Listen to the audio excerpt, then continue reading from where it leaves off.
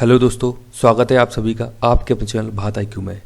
आज हम डिस्कस करने जा रहे हैं बहुत ही इंपॉर्टेंट कुछ कॉन्स्टिट्यूशन अमेंडमेंट्स हैं जो कि रिसेंटली लेटेस्ट हुए हैं, जो कि भारत के अंदर ये है 101, 102, 103 और 104।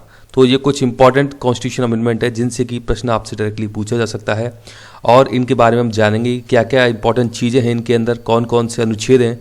तो उन सभी के बारे में चर्चाएँ करेंगे, इन सभी चारों के बारे में। तो आप वीडियो को अंत तक ज़रूर देखिएगा, बहुत अच्छी आपकी समझ बनेगी संविधान में संशोधन को लेकर के क्या क्या चीज़ें रही हैं पास्ट में और रिसेंटली क्या क्या चीज़ें इसके अंदर ऐड की गई हैं, क्या क्या चेंजेस किए गए हैं। तो शुरू करते हैं आज का डिस्कशन। तो ये है पहला संविधान संशोधन 101, इम्पॉर्टेंट संविधान संशोधन है। ये इनडायरेक्ट टैक्स से संबंधी है। मोटी मोटी बात इसकी ये है कि इनडायरेक्ट टैक्स जितने भी होते थे उन सभी को यहाँ पे कंबाइन कर दिया, सबको जोड़ दिया, क्लब कर दिया, तो उसको नाम दिया यहाँ पे GST। GST का फुल फॉर्म है गुड्स एंड सर्विस टैक्स, यानी कि इसके अंदर माल और सेवाओं दोनों को शामिल कर दिया गया है और बहुत सारे टैक्सेस को मिला करके इसके अंदर जोड़ दिया गया, तो इसको बोल दिया गया GST। ये इसकी एक ब्रॉड टर्म इसको नाम दे दिया गया। तो ये जो संविधान संशोधन है ये किया गया था 2016, वर्ष 2016 में बहुत ही इंपॉर्टेंट संविधान संशोधन हुआ था। ये आपको याद होगा 8 नवंबर 2016 को डीमोनेटाइजेशन हुआ था और उसी वर्ष ये संविधान संशोधन भी हुआ था। लेकिन ये प्रभाव में कब आया था, यानी कि ये जरूर पूछा जाता है आपसे कि ये कौन से वर्ष से प्रभाव में आया था, यानी कि इफेक्टिव डेट ऑफ GST कौन सी है। तो ये है 1 जुलाई 2017, यानी कि 1 जुलाई 2017 को ये प्रभावित हुआ था, प्रभाव में आया था। GST कॉन्स्टिट्यूशन अमेंडमेंट जो है ये एक्ट जो लाया गया है GST एक्ट, तो ये 1 जुलाई 2017 से प्रभावी हुआ था। अब इसके संबंध में एक इम्पॉर्टेंट कमेटी है जिसने कि इसको रिकमेंड किया था, इसके लिए सुझाव दिया था, इसको लागू करने की बात की थी। तो ये है विजय केलकर कमेटी, इम्पॉर्टेंट समिति है। विजय केलकर समिति ने कहा था कि भारत के अंदर भी GST लागू किया जाना चाहिए ताकि ये टैक्सेस को लेकर काफ़ी ज़्यादा चीज़ें मतलब कि इन ऑर्डर रहती हैं, लोगों को पता नहीं होता कौन सा टैक्स कब पे करना है, किसके लिए कौन सा टैक्स है। तो उन सबको कंबाइन करके क्लब करके एक GST फॉर्म लागू करना चाहिए भारत के अंदर। तो ये इम्पॉर्टेंट नाम आता है विजय केलकर समिति का GST को लेकर के।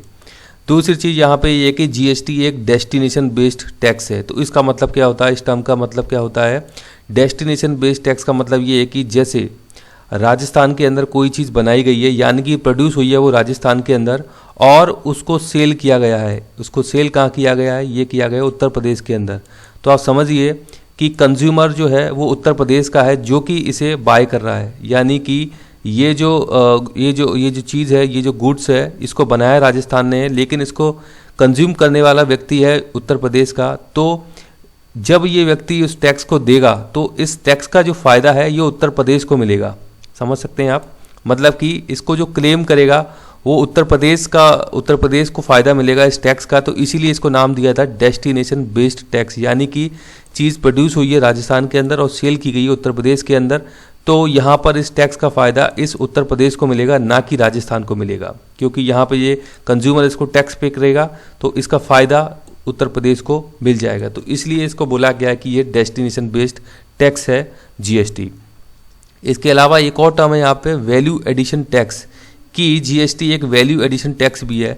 इसका मतलब क्या है कि सपोज़ मोबाइल फ़ोन है, एक सेलर ने मोबाइल फ़ोन परचेज़ किया, ये मोबाइल फ़ोन है, इसकी कीमत है 19,000 रुपये, राइट। ये यहाँ पे सेलर बैठा हुआ है, इसने इसको परचेज़ कर लिया है, ये सेलर को पड़ा है 19,000 रुपये का। अब सेलर क्या करेगा, सेलर इसको रखने के लिए तो खरीद नहीं रहा है, सेलर की जाहिर सी बात है कि किसी कस्टमर को वो आगे सेल करेगा। तो अब इसमें होगा क्या कि यहाँ पे सेलर ने क्या किया होगा कि ये 19,000 का जो मोबाइल खरीदा है तो इस पर कुछ टैक्स दिया होगा, जिससे भी सेलर ने खरीदा है वहाँ पे सेलर ने टैक्स पे किया है इसको। अब क्या होगा, सेलर इसमें कुछ अपना मार्जिन रखेगा, कुछ अपनी कॉस्टिंग रखेगा। सपोज हम मान लेते हैं कि 1,000 रुपये सेलर ने यहाँ पे अपनी कॉस्टिंग रखी, तो इसकी कॉस्टिंग कितनी हो गई, अभी इसकी कॉस्टिंग हो गई 20,000, यानी कि कंज्यूमर जब इसको परचेज करेगा तो इसको 20,000 रुपये पे करेगा। और इसमें जब वो 20,000 रुपये पे टैक्स लेगा कंज्यूमर से, कौन, ये सेलर जब कंज्यूमर से टैक्स लेगा यानी कि GST लेगा, तो किस पार्ट पे लेगा वो इस 1,000 वाले पार्ट पे लेगा, बिकॉज ऑलरेडी इसने पे किया हुआ है, यहाँ पे इसने ऑलरेडी पे किया हुआ है जो रिमेनिंग पार्ट है। अब ऐसा नहीं होगा कि ये 19,000 या 20,000 पूरे पार्ट पे टैक्स लेगा, ऐसा बिल्कुल नहीं होगा। तो ये इसको दूर करने के लिए वैल्यू एडिशन टैक्स ये इसके अंदर शामिल किया है जीएसटी के अंदर कि अब सेलर इनसे 1,000 रुपये जो एडिशनल रुपीज़ हैं उसके ऊपर टैक्स लेगा कंज्यूमर से, और अब टैक्स बहुत कम देना पड़ेगा यहाँ पे कंज्यूमर को। तो ये इस चीज़ से इसके कारण काफ़ी सस्ती हो गई चीज़, ऐसा बोला भी गया है, ऐसा बताया गया है जीएसटी जब आया था कि कंज्यूमर को इसमें फ़ायदा होगा, क्योंकि इसको पूरी की पूरी कीमत पर टैक्स नहीं देना है, केवल वैल्यू ऐड जो हुआ है उस पर इसको टैक्स देना है, राइट। या हम कह सकते हैं कि यहाँ पे सपोज मान लीजिए 500 रुपीज़ यहाँ पे टैक्स बन गया, जब सेलर और यहाँ से सेलर ने जिससे ख़रीदा है होलसेलर से 500 रुपये यहाँ पे टैक्स बन गया, और जो रिमेनिंग पार्ट है तो यहाँ पे 100 रुपये टैक्स बन गया, तो टोटल हो गया 600 रुपये टैक्स। ऐसा नहीं है कि 500 यहाँ पे कर रहा है फिर 500 यहाँ पे करता है, जो ये चीज़ें फिर गुड्स इससे बहुत ज़्यादा महंगी हो जाती है। तो इसको दूर करने के लिए ये चीज़ें स्टार्ट की गई कि वैल्यू एडिशन टैक्स को बोला गया है जीएसटी को। तो ये भी इंपॉर्टेंट चीज़ें जानना आपको। अब जीएसटी काउंसिल का प्रोविज़न किया गया इसके लिए। तो जीएसटी काउंसिल होती है, ये हम कभी अलग से चर्चा करेंगे जीएसटी काउंसिल क्या होती है, लेकिन इसके अनुच्छेद के बारे में आपसे पूछा जा सकता है। जीएसटी काउंसिल को हेड कौन करता है? इसको फाइनेंस मिनिस्टर हेड करते हैं जीएसटी काउंसिल को, और ये एक संवैधानिक बॉडी बन गई क्योंकि 279A अनुच्छेद इसके लिए लाया गया है, यानी कि 279A अनुच्छेद जो है वो इंसर्ट किया गया है जीएसटी कॉन्स्टिट्यूशन अमेंडमेंट एक्ट के द्वारा, और ये बात करता है जीएसटी काउंसिल या जीएसटी परिषद की। तो ये आपको इंपॉर्टेंट है, पता होना चाहिए। इसके अलावा इस कॉन्स्टिट्यूशन अमेंडमेंट एक्ट के तहत जीएसटी जब लाया गया था तो इसमें 5 रेट हैं टैक्स की, ये भी आपको पता होना चाहिए कि कौन कौन सी रेट हैं वो टैक्स की। तो यहाँ पे रेट हैं 0, 5%, 12%, 18% और 28%। तो ये आपको स्लैब भी पता होना चाहिए। इसमें अब कई सारी गुड्स और सर्विसेज हैं जो कि अलग अलग स्लैब के अंदर यहाँ पे रखी गई हैं। तो ये 5 टैक्स रेट आपको ज़रूर पता होना चाहिए। तो ये 101 संविधान संशोधन जो हुआ है उसका एक क्रक्स है, ये कुछ इंपॉर्टेंट फैक्ट हैं, इसके बारे में आपको आइडिया होना चाहिए। अब देखते हैं हम 102 संविधान संशोधन अमेंड, ये है 102 संविधान संशोधन अमेंडमेंट जो है। तो यहाँ पे इसमें किस चीज़ की बात होती है, मोटी मोटी बात आप ये याद रखिएगा, ये बात करता है national commission for backward classes, NCBC से बोलते हैं शॉर्ट में। आप समझिए कि ये आप मोटा मोटा ये याद रखिए कि ओबीसी के लिए अभी एक आयोग बना दिया गया है, यानी कि ओबीसी का जो आयोग है उसको संवैधानिकता मिल गई है, यानी कि अब कॉन्स्टिट्यूशनल बॉडी बन गया है ओबीसी आयोग। मोटी सी बात ये याद रखिएगा आप। तो 102 संविधान संशोधन बात करता है कि ओबीसी का जो कमीशन है वो अब संवैधानिक कमीशन बन गया है, जैसे कि एससी एसटी का हुआ करता था। तो ये यहाँ पे बात बोली गई है, ये चीज़ें की गई हैं 102 संविधान संशोधन के जरिए। तो ये अमेंड कब हुआ था? तो ये हुआ था 2018 में, मतलब कि 102 संविधान संशोधन कब लाया गया था? 2018 में लाया गया था। इसके बारे में भी आपको आइडिया होना चाहिए। अब कुछ इंपॉर्टेंट कमीशन भी आए थे ओबीसी को लेकर के, तो आपको पता होगा काका कालेकर कमीशन आया था इसके संबंध में, मंडल आयोग आया था इसके संबंध में, और इंदिरा साहनी केस भी रहा है 1992 का। तो इंदिरा साहनी केस बहुत ही इंपॉर्टेंट केस रहा है, ये सारे की सारी चीज़ों को लेकर के, जो रिजर्वेशन को लेकर के, तो ये कुछ इंपॉर्टेंट चीज़ें हैं। तो ये भी आपको फैक्ट पता होना चाहिए, डायरेक्टली आपसे पूछा जा सकता है। अगर आप कुछ काम कर सकते हो तो एक काम कीजिए, मुझे कमेंट बॉक्स में जवाब दीजिए कि काका कालेकर कमीशन और मंडल आयोग किस वर्ष आए थे, ये मुझे कमेंट बॉक्स में ज़रूर बताइए आप। अब यहाँ पे क्या किया गया है कि एनसीबीसी को संवैधानिकता दे दी है, यानी कि ओबीसी आयोग अब एक संवैधानिक आयोग बन गया है। तो यहाँ पे 5 मेंबर बैठेंगे यहाँ पे, यानी कि 5 सदस्यीय बॉडी बन गई है अभी ये, और एक क्वेजाई जुडिशियल बॉडी है। यानी कि क्वेजाई जुडिशियल बॉडी क्या होती है? जिसके पास की सिविल कोर्ट के जैसी पावर होती हैं, उसे हम बोलते हैं क्वेजाई जुडिशियल बॉडी। तो याद रखिएगा एनसीबीसी 5 सदस्यीय संवैधानिक बॉडी बन चुकी है अभी, और एक क्वेजाई जुडिशियल बॉडी भी है। इसके अलावा मैं आपको बता दूं, ये कुछ इंपॉर्टेंट आर्टिकल हैं जिनके बारे में आपको पता होना चाहिए, और संविधान का भाग 16 भी आपको पता होना चाहिए। संविधान का भाग 16 बात करता है अनुच्छेद 330 से लेकर के और अनुच्छेद 342 तक की। ये आपको अनुच्छेद पता होना चाहिए, ताकि आप, कई बार प्रश्न ऐसे आते हैं जिनके बारे में आपको पता नहीं होता अनुच्छेद के बारे में डायरेक्टली, लेकिन आपको यदि ये पता है कि किस भाग के अंदर कौन कौन से अनुच्छेद आते हैं, कहाँ से कहाँ तक आते हैं, तो आप इजीली उसको आंसर कर सकते हैं क्वेश्चन को। अब यहाँ पर देख लेते हैं, तो ये जो संविधान संशोधन है जो कि ओबीसी को संवैधानिक आयोग बनाया गया है 102 संविधान संशोधन के जरिए, तो वहाँ पे एक आर्टिकल ऐड किया गया, इंसर्ट किया गया है। कौन सा आर्टिकल? यह किया गया 338 बी अनुच्छेद। तो 338 बी अनुच्छेद इस संविधान संशोधन के जरिए इसमें ऐड किया गया है और ये बात करता है ओबीसी आयोग की, यानी कि 338 बी। तो 338 एक इसकी बात करता है, वो बात करता है शेड्यूल ट्राइब्स की बात करता है, यानी कि शेड्यूल ट्राइब्स के लिए जो आयोग है वो भी एक संवैधानिक आयोग है, वो मेंशन्ड है 338 ए में। और 338 जो अनुच्छेद है वो बात करता है शेड्यूल कास्ट की, यानी शेड्यूल कास्ट के लिए एक संवैधानिक आयोग है शेड्यूल कास्ट आयोग, तो वो आता है अनुच्छेद 338 के अंदर। तो ये आपको क्रमबद्ध पता होना चाहिए कि कौन कौन से आर्टिकल किससे संबंधित है यहाँ पर।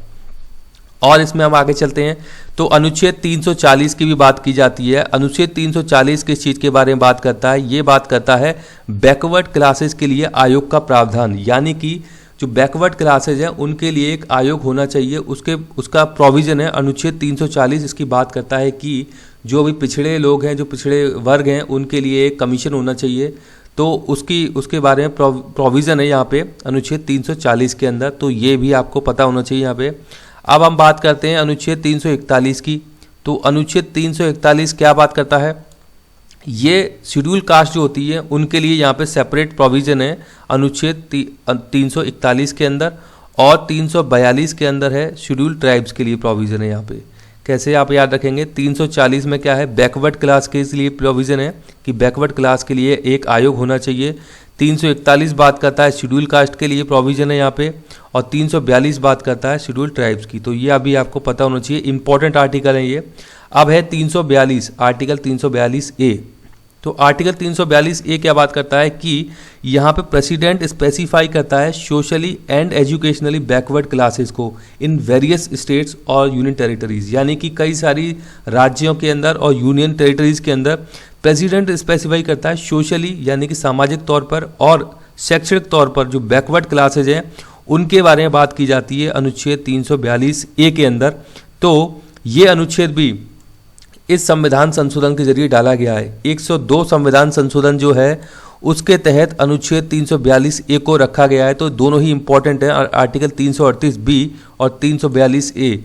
तो ये आप जरूर नोट कर लीजिएगा। और ये कई सारे जो आर्टिकल हैं इनके बारे में भी आपको आइडिया होना चाहिए, क्योंकि बहुत इंपॉर्टेंट हो जाते हैं इस प्रकार के जब संविधान संशोधन होते हैं, तो प्रश्न आपसे यहाँ से पूछा जा सकता है और प्रबल संभावना भी बनती है पूछे जाने की। आप देख लेते हैं संविधान संशोधन 103 जो हुआ है। तो ये संविधान संशोधन 103 जो हुआ है वो ईयर 2019 में हुआ, यानी कि वर्ष 2019 में 103 संविधान संशोधन किया गया था।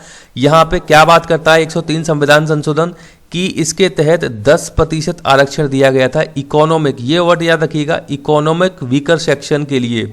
ये पहली बार ऐसा किया गया है कि आर्थिक रूप से जो कमज़ोर लोग हैं उनके लिए भी 10% रिजर्वेशन कर दिया गया है। ये इंपॉर्टेंट चीज़ हो जाती है 103 संविधान संशोधन के तहत। अब ये आरक्षण इनको कहाँ मिलेगा? तो ये मिलेगा जॉब्स के अंदर और एजुकेशन के अंदर, यानी कि आप कहीं भी काम के लिए, नौकरी के लिए अप्लाई करते हैं या आप कोई शैक्षणिक योग्यता प्राप्त करना चाहते हैं, तो वहाँ पे आपको 10% रिजर्वेशन दिया जाएगा। इस संविधान संशोधन के तहत ऐसा प्रोविज़न किया गया है। अब इसमें कुछ बदलाव भी किए गए हैं। तो बदलाव हुए हैं आर्टिकल 15 और आर्टिकल 16 के अंदर। तो आपको ये पता होना चाहिए कि आर्टिकल 15 क्या बात करता है। तो आर्टिकल 15 ये कहता है कि धर्म, जाति, लिंग, मूल वंश या किसी स्थान के आधार पर किसी प्रकार से किसी के साथ कोई भेदभाव नहीं किया जाएगा। ये बात लिखी हुई है अनुच्छेद 15 के अंदर। ये फंडामेंटल राइट है आपका अनुच्छेद 15, और अनुच्छेद 16 भी आपका फंडामेंटल राइट है, यानी कि मौलिक अधिकार है। तो 15 में आपको बता चुका हूँ, इंपॉर्टेंट आर्टिकल है। इसी के साथ 15 में ये भी बात की गई है कि यदि पिछड़ा वर्ग है तो उनके लिए कुछ विशेष रियायतें भी दी जा सकती हैं। यहाँ पे ये बात भी की गई है अनुच्छेद 15 में कि कुछ जो पिछड़ा वर्ग है उनके लिए कुछ विशेष रियायतें भी दी जा सकती हैं। ऐसे प्रोविज़न भी हैं अनुच्छेद 15 के अंदर। अनुच्छेद 16 बात करता है कि जो पब्लिक प्लानिंग है, लोक नियोजन है, उसमें सभी लोगों को समान अवसर का अधिकार प्राप्त है। अनुच्छेद 16 कहता है कि पब्लिक प्लानिंग में या लोक नियोजन में सभी को समान अवसर का अधिकार प्राप्त है, यानी कि आप जो सरकारी नौकरी के लिए आवेदन करते हो तो ये कहता है कि सभी को समान प्रकार से अवसर है। मतलब इसमें कोई भेदभाव नहीं है किसी के साथ। तो ये कहता है सभी समान रूप से आप यहाँ पे आवेदन कर सकते हो किसी भी सरकारी नौकरी के लिए। तो ये बात करता है अनुच्छेद 16। और इसी के साथ अनुच्छेद 16(4) है यहाँ पे, ये इंपॉर्टेंट बात करता है, ये बात करता है आरक्षण की। तो नौकरियों में आरक्षण की बात के संबंध में अनुच्छेद आता है 16(4), इंपॉर्टेंट सेक्शन है, इंपॉर्टेंट आर्टिकल है अनुच्छेद 16(4). आपको जितने भी आरक्षण की बातें मिलती हैं SC ST OBCs के लिए, यहाँ से सारी की सारी ये निकल करके आती हैं। और यहाँ पे एक इम्पॉर्टेंट केस आता है इंदिरा साहनी बनाम भारत संघवाद 1992 का केस है, जो कि मैं पहले भी आपसे डिस्कस कर चुका हूँ इस प्रीवियस स्लाइड में। तो वो केस जो है इंदिरा साहनी केस 1992 का, वहाँ पर आरक्षण के संबंध में केस आया था, जबकि OBC के लिए आरक्षण दे दिया गया था। उसके बाद काफ़ी जन आक्रोश हुआ था कि किस प्रकार से उनको आरक्षण दिया गया है। उसके बाद इंदिरा साहनी केस आता है, फिर कई सारी चीज़ें कोर्ट के अंदर चलती हैं, लेकिन फाइनली कोर्ट वर्डिक्ट देता है कि आरक्षण सही दिया गया है लोगों को। तो इस प्रकार की बातें निकल करके आती हैं। तो ये इंपॉर्टेंट अनुच्छेद हैं इस संविधान संशोधन के संबंध में। अब यहाँ पे एक आर्टिकल और है, आर्टिकल 46। तो आर्टिकल 46 बात करता है कमजोर वर्ग जो होते हैं उनके हितों के संरक्षण की बात करता है, यानी कि वीकर जो सेक्शन है उनके हितों की संरक्षण की बात करता है, स्पेशली SC ST हो गए। तो इस प्रकार के जो लोग हैं उनके लिए बात करता है आर्टिकल 40। आर्टिकल 40 DPSP का भाग है, यानी कि जो हमारे नीति निर्देशक तत्व हैं उसके अंदर आर्टिकल 40 आता है, और कमजोर वर्ग के हितों के संरक्षण की बात यहाँ पे की जाती है आर्टिकल 40 के अंदर। अब इसमें ये बताया गया है कि ये जो 10% रिजर्वेशन है जो कि इकोनॉमिक वीकर सेक्शन को दिया जाएगा, उसके लिए कुछ एलिजिबिलिटी है, वो क्या है तो आप देखिए, who can get benefit of reservation. तो उस रिजर्वेशन का फायदा किसको मिलेगा? जिसकी annual income less than 8 lakh हो, यानी कि ऐसा व्यक्ति जिसकी इनकम की 8 लाख से कम है। एनुअली का मतलब वर्ष के दौरान जिसकी इनकम 8 लाख से कम है उसको ऐसा रिजर्वेशन का फायदा मिलेगा। पहली इसमें ये क्राइटेरिया है। दूसरा है जिसके पास 5 एकड़ लैंड से कम भूमि होगी, यानी कि 5 एकड़ से कम लैंड होगी, उसको ये लाभ मिलेगा। 5 एकड़ से ज़्यादा होगी तो लाभ नहीं मिलेगा इस रिजर्वेशन का।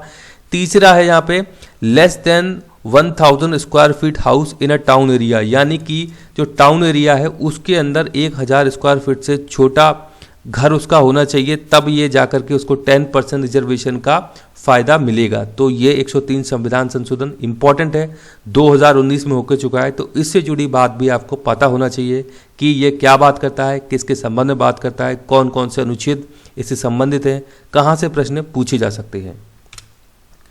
104 संविधान संशोधन है, ये रिसेंटली 2020 में होकर के चुका है, तो बहुत ही ज़्यादा इंपॉर्टेंट हो जाता है 104 संविधान संशोधन। यहाँ बात निकल करके आती है एंग्लो इंडियंस की।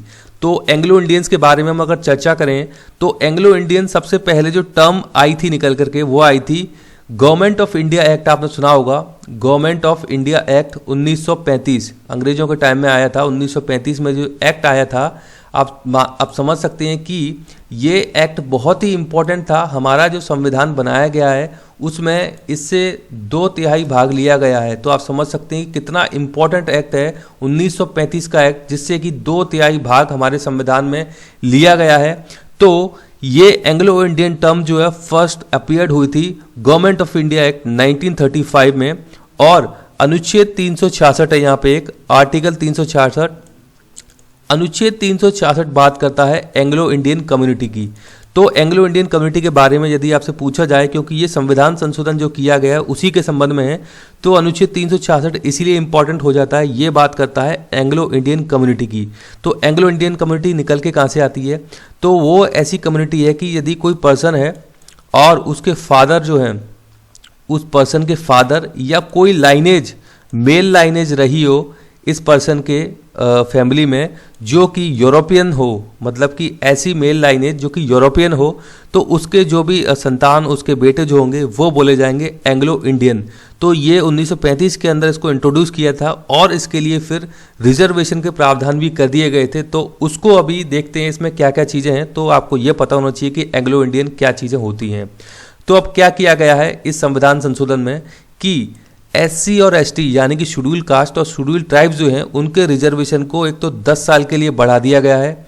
यानी कि आप समझिए शेड्यूल कास्ट और शेड्यूल ट्राइब्स का जो रिजर्वेशन हुआ करता था लोकसभा और विधानसभा के अंदर, अब इसके अंदर बहुत ही इंपॉर्टेंट आप चीज़ ये देखिए कि ये जो है शेड्यूल कास्ट और शेड्यूल ट्राइब्स का जो रिजर्वेशन है वो लोकसभा और विधानसभा में हुआ करता था। इसका जो प्रोविज़न था ये पहले किया था 60 वर्ष के लिए। तो ये जो इनके लिए रिजर्वेशन किया था SC ST के लिए लोकसभा विधानसभा में 60 वर्ष के लिए किया गया था। लेकिन उसके बाद एक संविधान संशोधन यहाँ पे किया जाता है। वो संविधान संशोधन किया जाता है 95 संविधान संशोधन। आप समझिए बात को, यहाँ पे देखिए आप, ये है 95 संविधान संशोधन। इसको किया गया था 2010 के अंदर। तो ये क्या चीज़ की गई है कि शेड्यूल कास्ट और शेड्यूल ट्राइब्स को लोकसभा और विधानसभा के अंदर इनको रिजर्वेशन दिया गया था 60 वर्षों के लिए, कि आपके लिए कुछ सीट्स रिजर्व रहेंगी 60 वर्षों के लिए, ऐसा प्रोविज़न किया गया था। लेकिन वो 60 वर्ष खत्म हो रहे थे 2010 में। तो 2010 में 95 संविधान संशोधन किया गया और 10 वर्ष के लिए वो जो SC ST का रिजर्वेशन था लोकसभा और विधानसभा के अंदर, उसे और इंक्रीज कर दिया गया 10 वर्ष के लिए, यानी कि 2020 में वो फिर से एंड हो गया। 10 वर्ष का जो उसका टेन्योर था। तो अब ये बात की जा रही कि 104 संविधान संशोधन है, तो उसमें फिर से SC ST का जो रिजर्वेशन जो है वो 10 और वर्षों के लिए बढ़ा दिया है। यानी कि अब 2030 में जाकर के लिए इसके लिए जो भी प्रोविज़न होंगे या तो इसको एक्सटेंड किया जाएगा या ख़त्म किया जाएगा, आगे की बात रहेगी। लेकिन अब इसके लिए जो संविधान संशोधन होगा तो वो 2030 में जाकर के होगा, क्योंकि ये 2020 में 10 वर्षों के लिए इसको बढ़ा दिया गया है लोकसभा और विधानसभा के अंदर। तो ये आप देख सकते हैं, ये प्रोविज़न इनके लिए रिजर्वेशन ऑफ SC ST 70 वर्ष का था, जो कि 2020 में 70 वर्ष इनके हो रहे थे। तो अब इसको 10 वर्ष और बढ़ा दिया गया है, तो 2030 में 10 वर्ष हो जाएंगी इनकी और, तो ये 80 वर्ष हो जाएंगे फिर। तो ये यहाँ पे चीज़ें की गई हैं। और इसमें अनुच्छेद 334 को भी अमेंड किया गया है। यहाँ पे अनुच्छेद 334 को अमेंड किया गया था, 95 संविधान संशोधन में भी इसे बदलाव किया गया था इस अनुच्छेद के अंदर। तो ये अनुच्छेद आपको पता होना चाहिए। अनुच्छेद 334 बहुत ही इंपॉर्टेंट है जब SC ST के रिजर्वेशन की बात होती है लोकसभा और विधानसभा के अंदर। एक तो ये प्रोविज़न हो गया कि SC और ST के लिए रिजर्वेशन का जो टाइम पीरियड है उसको 10 वर्षों के लिए बढ़ा दिया गया है 104 संविधान संशोधन में। दूसरी मैंने भी बात की थी, वो की थी एंग्लो इंडियन कम्युनिटी की। तो यहाँ पे क्या किया गया है इंपॉर्टेंट चीज़ कि एंग्लो इंडियन रिजर्वेशन जो है, एंग्लो इंडियन कम्युनिटी का रिजर्वेशन हुआ करता था लोकसभा और विधानसभा के अंदर, तो उसको अभी हटा दिया गया है। ये बेहद ही इंपॉर्टेंट चीज़ हो जाती है। तो यहाँ से प्रश्न जरूर आपसे बन सकता है कि एंग्लो इंडियन कम्युनिटी का जो रिजर्वेशन था वो लोकसभा के अंदर, मैं आपको बता दूं यहाँ पे याद रखिएगा, लोकसभा के अंदर 2 सीट हुआ करती थी और विधानसभा के अंदर 1 सीट का रिजर्वेशन रहता था। तो लोकसभा में डायरेक्टली प्रेसिडेंट जो है वो उनको नॉमिनेट करते थे 2 लोगों को। तो सीट रिजर्व थी एंग्लो इंडियन कम्युनिटी के लिए, यहाँ पर 2 सीट लोकसभा के अंदर और 1 सीट विधानसभा के अंदर। तो ये अभी इसको रिमूव कर दिया है इस प्रावधान को इन्होंने। तो इसीलिए इंपॉर्टेंट हो जाता है एंग्लो इंडियन के बारे में प्रश्न पूछा जाना। तो मैंने आपको पूरी पृष्ठभूमि बताई है एंग्लो इंडियन कहाँ से इंट्रोड्यूस हुआ है, कैसे कैसे चीज़ें चली हैं और कितनी इसके लिए सीटें हुआ करती हैं लोकसभा और विधानसभा के अंदर, और प्रेजेंट में से हटा दिया गया है। तो ये सारे के सारे प्रोविज़न, सारे के सारे फैक्ट बहुत ही इंपॉर्टेंट हैं। आप इसे नोट कर लीजिएगा, या वीडियो को आप 1-2 बार देखेंगे तो आपको अच्छे से याद हो जाएंगे। तो मुझे आशा है कि वीडियो आपको अच्छा लगा होगा। वीडियो अच्छा लगा है तो ज़्यादा से ज़्यादा लाइक और शेयर सब्सक्राइब जरूर करें। आप मुझे अपने सुझाव कमेंट बॉक्स में या मुझे ईमेल भी कर सकते हैं। इसी के साथ धन्यवाद, मिलते हैं अगली वीडियो में।